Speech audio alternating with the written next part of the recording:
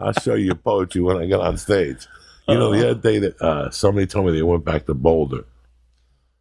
We were at the store, and somebody goes, "We went back to Boulder." You're not going to believe it. They closed Penny Lane. What was Penny Lane? And you ever have those things like, I don't even know how to describe them. I think that they affect. It's one of those places in your life that when it closes, it actually does something to your heart. Something memorable to you. A candy store when you grew up at. The people owned it, the family, the 3 generations. You know, something. For you was a pizza place. You were telling me there was a pizza place in your neighborhood. That if one day your mom calls you and goes, "Guess what? Mr. Margiano's closing the pizza place." You're like, really? Like, that just took the wind out of my sails. That's why I would go when I go home and I see Bert. You know, like when you go to Tampa. Yeah. Like I go to Margiano's. I'm just making up a name, by the way. Caesars in New York. For you, yeah. Yeah, down in South Tampa had the best. The first place that taught in Florida, we didn't have pizza the way everyone else did, but it had New York style pizza with a crispy crust, and he'd throw it in the, you didn't see places like that, and he'd sprinkle Parmesan and oregano on for you on a slice of cheese. Every time you got the spinach and tomato and the cheese. That was it. Every time. Dude, Caesars in New York in South Tampa. And then I went down with I was with, I think, Leanne and the girls when the girls were young. We're driving around. I go, "Do you want to have the best piece of pizza you'll ever have in your life?" She's like, "Yeah." I drive up to it and it's gone. It's like a fucking Quickie Mart for pills now. Well, this did something to my heart. Penny Lane was a coffee shop in Boulder. Have you ever been to Boulder? Yeah, I love Boulder. This is 90, 88, when it was very hippie-ish. So I get on stage in 91. I'm trying to be a comic. There's no comedy in Boulder. I was in the halfway house with this dude that was older. If I was 30, he must have been about 50. He was an old bank robber or some shit. I think he's not a bank robber. He was a safe cracker. We even talked about it a couple times. He told me how to crank different safes and shit. He was a very entertaining guy. Jewish guy from New York. Yeah. He must have been 50, but he had a fucking girlfriend that was 26 and just banging. And she was the manager at Penny Lane. Penny Lane was a coffee shop. One of the first coffee shops, way before Starbucks. And behind it was the Harvest Restaurant. And Penny Lane, they had poetry night. And I would go there, you know, because she would give me drinks for free. So I would go there, put $2 in the thing, and she would give me like hot cocoa or whatever. And they'd be up there like, so I ran and I ran. And I ran into a mush filled with roses and all this stuff. So one night I said to her, I go, "Listen, do you mind if I go up there?" And she's like, "I don't know. The guy that runs it thinks he's fucking Shakespeare." I mean, the guy really had the hat with the Pepe Le Pew thing and everything. And I go up there and just unleash a barrage of pussy and Godzilla jokes and Chinese people running.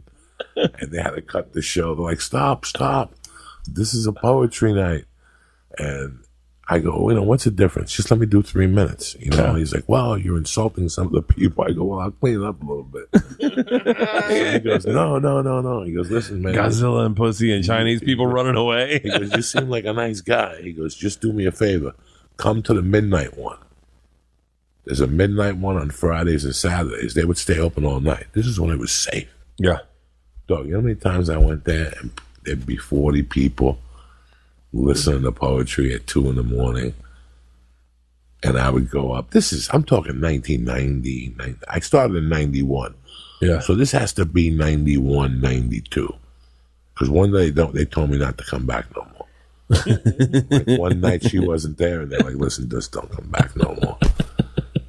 Just don't come back. You can't come back there. But I don't know how many sets I did in there and bombed. Really? Like just went in there to bomb. Like I was already predetermined.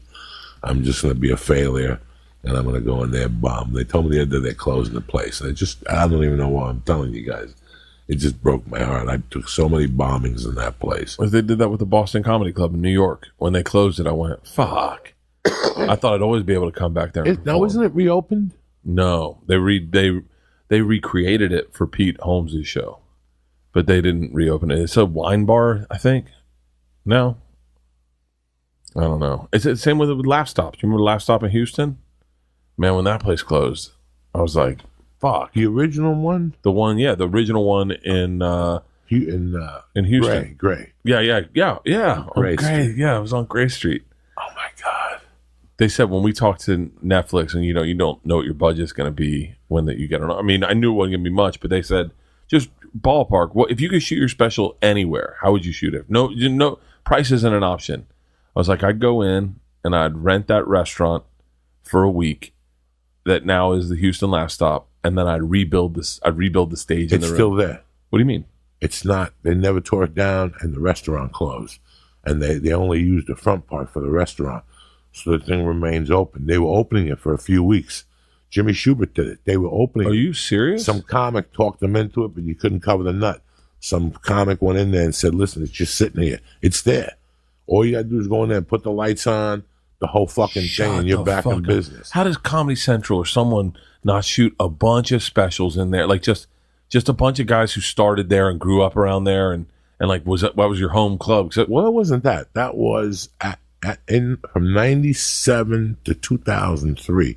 If you didn't work the Laugh Stop, you weren't shit. The Houston Laugh Stop was the hip place to play, and what had happened was Tom Rhodes' show got canceled. And Mitch Hedberg talked him into doing it with him, a co-headlining spot, and that just leveled it out after that. Yeah. Then Stanhope went in there, then Rogan shot his CD in there. I put my first CDs from there, because they had the capability to record. Yeah, they would tell you when you come in, you want to do a CD this week? We'll tape it for you. You're like, really? Oh, and you could say anything in that room. Except George Bush. Yeah, you couldn't talk shit on George Bush. I told my wife that you go to Austin and go, fuck the Bushes, they can suck my dick. When Mrs. who just died? Both of them just died last year. Yeah. But the old man, when the old man died, I go, it's really crazy how you learn about geography and jokes. In the old days, if you went to Austin, you could talk shit on the Bushes and shit. I remember going on a ride. I remember being up on stage in Houston, fucking lit on Jägermeister, doing quotes from The Godfather. Like after every two jokes, I would go, Michael Corleone did this, Michael Corleone did that, and then I would do two more jokks and go into Biggie, Warning. Yeah. Well, who the fuck is this? Paging me at 5:46 in the morning, crack it on, and now I'm yawning. In between those two things, I said every horrible thing from those two things. I used all the N-words from the Biggie song. I used all the Michael Corleone shit. And I remember I had him in hysterics. And I said something about George Bush, and the room just froze. We're going in like fucking Marines, you understand me? Welcome to church, motherfucker.